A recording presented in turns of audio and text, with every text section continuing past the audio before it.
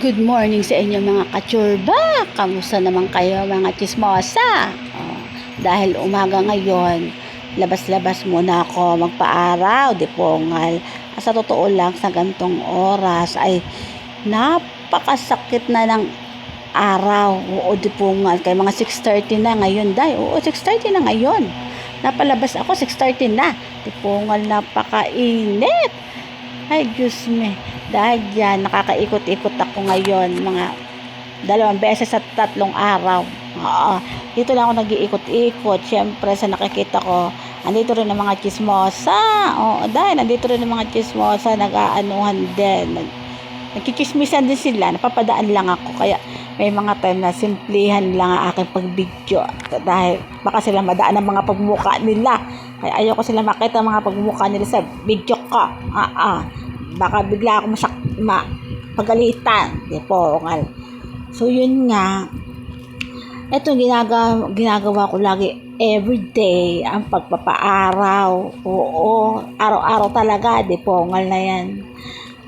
Kasi wala, ito lang ang tambay ko. Ayan lang ang gawain ko sa araw-araw. Dipongal. Hindi pa ako makapagtrabaho. Oo. Sa totoo lang, akala nyo lang ganto-ganto lang ako. Dipongal, gustong-gusto ko talaga trabaho. Yes, Miday. Oo, sa ilang dekadang nagtatrabaho ako. Hindi ko naman pinapangarap na magkaroon ako ng sakit. Oo, dahil kasi napakasarap magtrabaho na kasama ang mga chismosa. Diyos me, dahil nakakaloka. Oo, kaya namimiss ko talaga magtrabaho. Lalo na't machining po dahil kasi pag machining nakakalakad-lakad. Oo, nakakalakad-lakad ka lalo na pag hindi masyadong lalo na sira ang machine mo. Ay, di po, napakaswerte ng tambayan kayo, tambayan ng mga chismosa agad.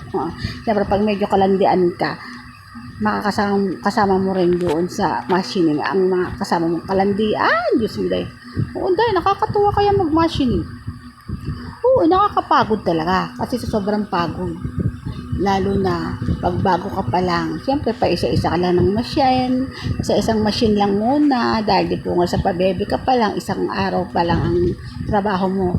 Pero, kalain mo na, minsan maka 2 days ka na, hanggang tumagal ka, ay di po nga, padamihan ng machining yan. Depende pa rin sa di po nga nasalita yan. Depende pa rin yan sa uri ng machine. O dahil. Kasi meron kasing tao na isang tao lang sa isang machine. Pero di po nga marami din company na di po nga kung kailangan isa lang, hindi, kailangan hawakan mo yung 4, 5. Ay, di po nga na nakakapagod yan. Dahil, oo. Lalo na pag break time. Walang kapalitan. Ay, ikutan mo na ikutan lahat. Ay, Diyos mo talaga. Okay lang. Ganyan talaga ang life pag machining. Pag machining lang pero pag mga visual ay wala, naboboring ako pag mga mas gusto ko sa mga machining. Kahit nakakapagod. So, yun nga. Dahil dyan, no choice. Magtambay lang muna ako. Kasi hindi ko naman ginugusto. Hindi ko naman talaga gustong tumambay. Mas gugustuhin ko makita ang mga kachismosa sa machining, maging katropa. Tapos, pag umuwi na, pag out na sa trabaho, nagplano mag-inuman. Ay, di po nga, ang sarap mag-inuman. Diretso pa yan ng pasukan ng company. Oo, siyempre para hindi matapos ang pagtatagay ng nakauwi din ako dahil dyan. Ano na kaya nangyari ng mga bisita ko dito, mga ampun ko. Ismiday. Kasi dati mag-isa lang ako. Ngayon mayroon akong ampon, 3. Ay, Diyos mo, dagdag kulitan. Dami kulit. So, kamusta na kaya si Gigi? So, ito si Gigi, siya ang pinaka-baby diyan. Oo. Buti nga tulog, makulit din yan. So, ito si Goldie. Si Goldie ang pinaka-panganay dyan. Pero hindi sila magkapatid. Si Lily. Si Lily talaga ang kapatid niya, si Gigi. Pareho silang magkasunod. Pero pinaka-baby si Gigi. Si Goldie, ampun lang din yan kasi nga napadaan yan dito. Ewan ko ba, napadaan lang dito. Yun, dyan lang lagi sa may pintuan. Pero mabait naman siya. So dahil dyan, kapag exercise na nga muna, di po kayo, nakakaloka. Ganun talaga yung life. Kailangan mag-exercise. Ang gawain ko kasi kapag nag-jogging, ay nagpapaaraw ako sa umaga. Pag uwi ko, mag-exercise ako. Kasi pagkatapos ko mag-exercise, siyempre, andyan yung mga makukulit na alaga. Di po nga. Kaya dahil dyan, maya-maya, magbi-BP naman ako. Oo, ganun talaga ang gawain ko, lagi mag-BP. Kasi siyempre, bilang gusto ko makita ang BP ko.